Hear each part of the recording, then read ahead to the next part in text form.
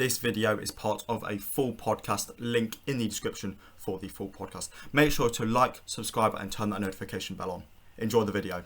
Okay, moving on to something that isn't to do with the football club. And that's the transfer ratings. However, before we do that, I want to quickly tell you to like the video, to subscribe to Daniel Talks Football down below. Drop a comment. What are you thinking of the show so far? Do you agree with Harry's viewpoints on Brentford and Leicester in general? And yeah, I think that's about it, to be honest. Like the video, subscribe, comment. Go over to the Instagram, Daniel Talks Football on Instagram. Go and drop that a quick follow. I'd greatly appreciate that, and we'll get back to the transfer ratings. So, Harry, Morgan Gibbs-White, 22-year-old. He's moved from Wolves to Forest. Obviously, he's English, so he's come with that big price tag. It has been reported as around 45 million in some places. However, that is only with add-ons. I think it's around 25 to 30 million up front. What do you think of it? I think it's a good signing. Mm-hmm. I mean, he's kind of one for this future, maybe, but okay. I still think he'll be good now, but I think he'll, like, next season or something, he'll blow off and then just... Okay. Do you think Forest will still be in the Premier League next season then? Yes. Okay. The thing is, they've got a big midfield already. They've got Lingard, Morgan Gibbs-White. They've got Mangala from Stuttgart. They've got Ryan Yates, who was there last season. They've got Cafu. They've also got they've got the guy in from Atalanta, Freuler. And I seem to remember there's somebody else as well. They've got a big midfield. Do you think Morgan Gibbs-White starts? Yeah, I mean, I personally think he's better than all of them players, even now. Even Lingard?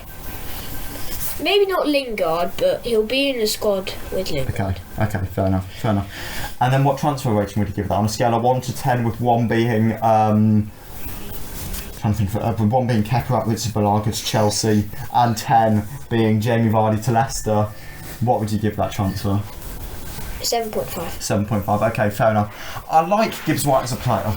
I really like Gibbs-White as a player. However, the one thing that's holding me back is that transfer fee. It's a big transfer fee to pay for a player who's had 3 Premier League appearances, maybe even 2. I'm not quite sure how many times he's actually played, but he hasn't played much at all. Obviously, he had a really good season in the Championship with Sheffield United last year. However, to pay 30 million for a player that's had a good season in the Championship is a big risk. I think Wolves have taken Forest for granted here. I think Wolves have seen that Forest really want Gibbs-White and have kind of held them to gunpoint over it and really forced them to pay over the odds for a player that is not worth that much. I've talked to Forest fans and they all agree that he's a top quality player. However, he's not worth the 40 million reported. You know, you could sign we signed Yuri Tielemans for that a few years ago. Wolves have signed Nunez for that, which we'll get onto in a little bit. It's a big fee, and because of the fee, even though I like the player and even though he's a good age, even though he's English, I've got to give it like a 5. It's just, it's too much money for somebody who isn't Premier League proven and isn't proven in any top flight league. I mean, let's face it, Cooper will figure something out. Cooper will figure something out. Cooper's a very good manager. He always does something. He does. Alright, fair enough. The next one I wanted to talk to you about was Nunez. Matheus Nunez, 23-year-old from Portugal. He's moved from Sporting Lisbon to Wolves for, I think it's around the same kind of fee they got for Gibbs-White. I think it's around 40 million. I'm not sure if that's including or without add-ons. But it's a big price. It's a big price to pay, obviously. A central midfielder, fairly young. Teams like PSG sniffing around him earlier in the window before they went to get another Portuguese talent. In Vitinha it was, wasn't it? The former Wolves man as well, Vitinha, wants to play for Wolves, which I find very strange.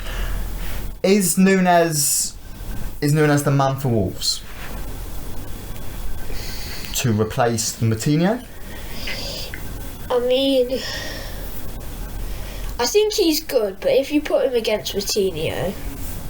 Yeah, I know what you mean. He's not quite quite that level. He's not the level. Yeah, he's not the level as Vitinha. Fair enough. I really like Nunez. I think he was excellent for that Sporting side last year in their run into the Champions League knockout stages. I think he looks like a real talent. I think Wolves have done a really good job convincing him to go to them above some of the big sides that were interested. You know, there were talks of, you know, Real Madrid looking at him, Liverpool looking at him, PSG looking at him earlier in the window. Yeah, Wolves have managed to get him to go there. I think that's a top quality signing, personally. Yes, he's Premier League unproven, but you can't sign everybody from the Prem.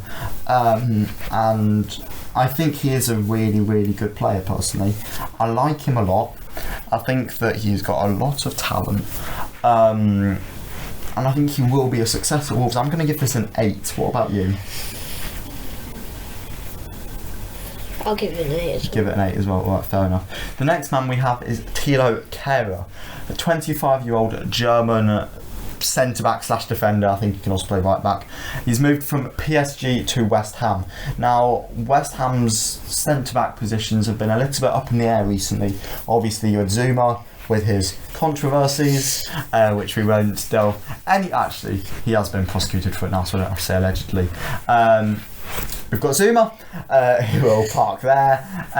We've got Craig Dawson, obviously, who is ageing. They brought Aguard in from the French league. However, I'm not quite sure what the fans think of him, or if I don't think they're looking too promising for him. Obviously, another new signing at the centre-back position. Thilo Kehrer, obviously PSG player, so that always comes with a lot of weight. German, I think it was for around 10 to 12 million, this deal, so it's a cheapish signing, so you know, can be a backup. Do you think it's a good signing? Yeah. Too much for a backup? Do you think 12 million is too much for a backup, or do you think that's the market we're in now, where 12 million is something you have to pay to bring in backup players, with people like Morgan Gibbs White going for 40 million? Yeah. Okay, fair enough. And then, what rating would you give Kehrer to West Ham from PSG? 7. A 7, fair enough. Actually, no, 6.5. 6.5, okay. I think he's versatile, and I think that does help him. I'm surprised they prioritised this signing above a left-back signing, or did they bring in a left-back in the end? They may have actually brought in a left-back in the end, and I may have just missed it. No, because they've got Cresswell. No, but I'm not a fan of Cresswell. I don't think Cresswell's good enough long-term for this West Ham side. I know they were looking at a left-back. I don't know if they did end up actually finalising with one. I know they brought in Cornet, obviously, who is a very good player.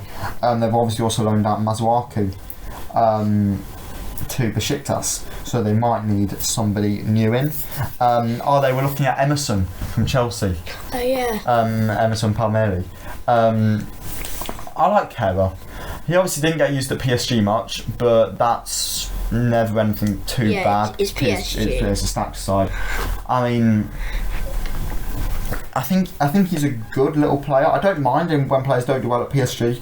PSG is all about egos. It's all, you know, the manager has to go in there and stroke Mbappe's ego, tell him he's the best. Stroke Messi's ego, tell him he's the best. Stroke Neymar's ego, telling him the best. Give him a few months off when it's his sister's birthday. Stroke whoever's ego it is. Stroke Ramos's ego, although he probably does have an ego, to be honest. Stroke Verratti's ego, stroke Donnarumma's ego, you know, all these top names. So I don't mind when a player does fail there, because I can't imagine the lower players in that squad get much attention when, you know, the manager's focused on Mbappe partying until 3 a.m, Neymar partying until 5 a.m, and Messi being the GOAT. So I don't mind it when players fail there. I'm going to go for 7.5. I think it's a cheap signing. Good rotation option, especially with West Ham again being in Europe again this year in the Conference League. Good little signing, so yeah, I'll give it a 7. The next one is Estupinan. I'm not going to attempt to say the first name. I think it's like Purvis or something. 24-year-old Ecuadorian left back. He's come from Villarreal and he's gone to Brighton. This seems to be Brighton's replacement for Marc Cucurella, obviously, who went to Chelsea for a big money move. I think it's around 16 to 18 million pounds this move, so it's not overly expensive. What are your thoughts on this one? I think it's a good signing. Mm-hmm. I mean, it's definitely different because, I mean, the Prem don't usually go for players from like Ecuador and... Well, yeah, Brighton do, don't they? Brighton do sign a lot of niche players they've got Moises Caicedo, obviously, who I think is he Ecuador or is he Venezuela? I can't remember. Venezuela, I think. But they've got a lot.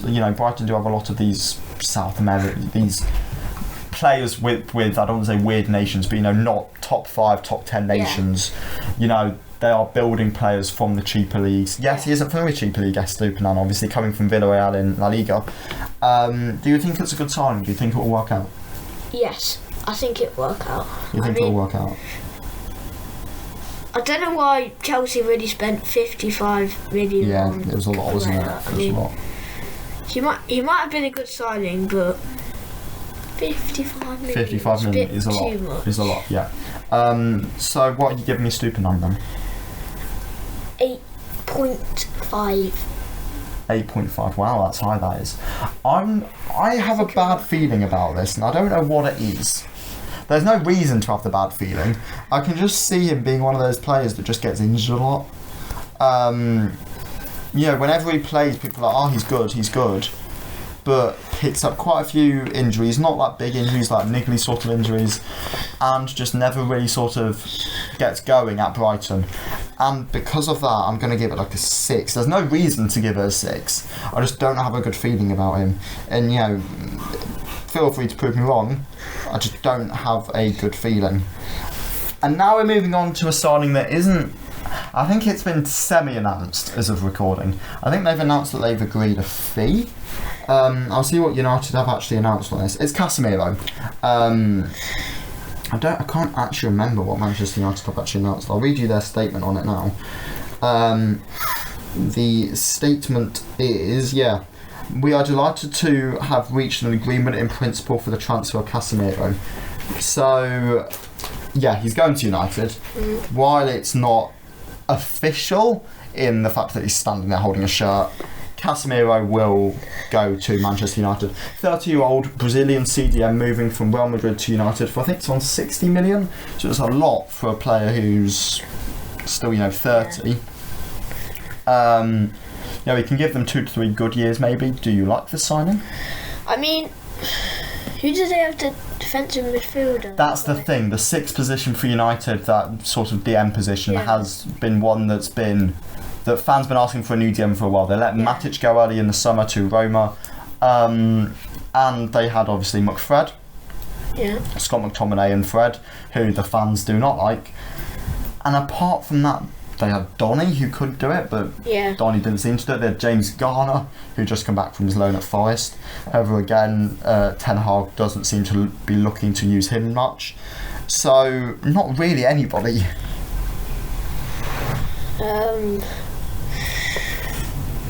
Well, I mean, I think it will work because, it will give them more progression than before because they had Fred and McTominay. Yeah.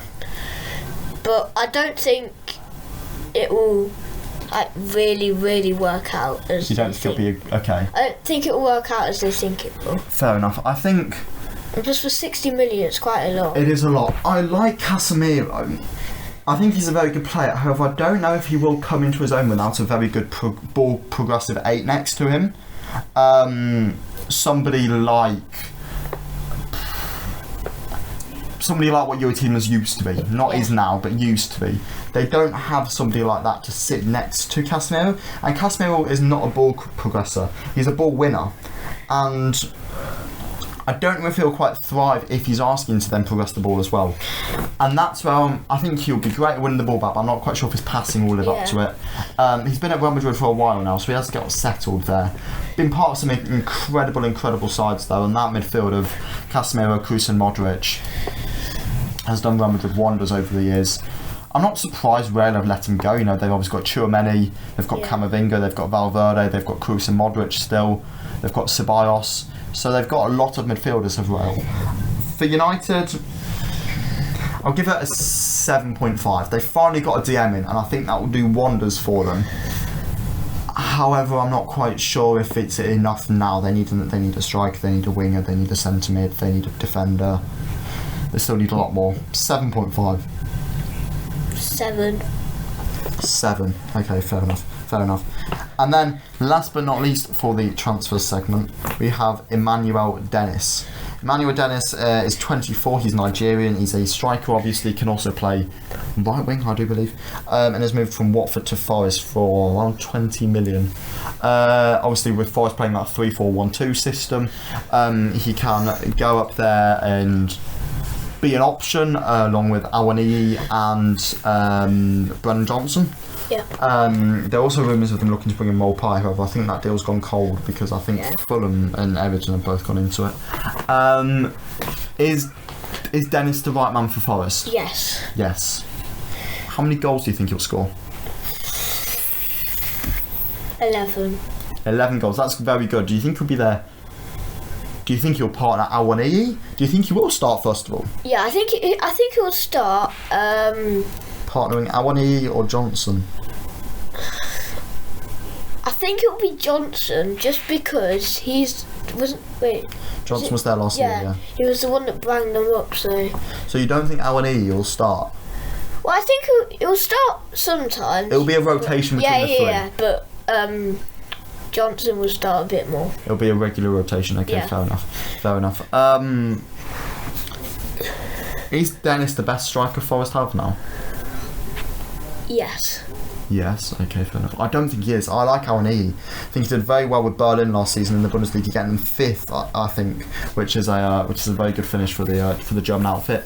I like Awaniyi a lot, and I like Dennis as well.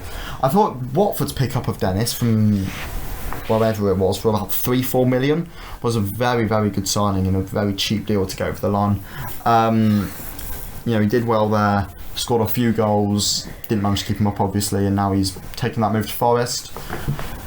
He's a good player. I'm not convinced. I need to see more. I need to see more from him before I'm really sort of getting excited about the prospect of Dennis at Forest. I think he's a good player. I just want to see a little bit more. One season in the Prem as well, so he needs to prove a little bit more to me before I will rate him too highly. I'll give him a 6.5. I'm giving him a 7.5. 7.5, okay, fair enough.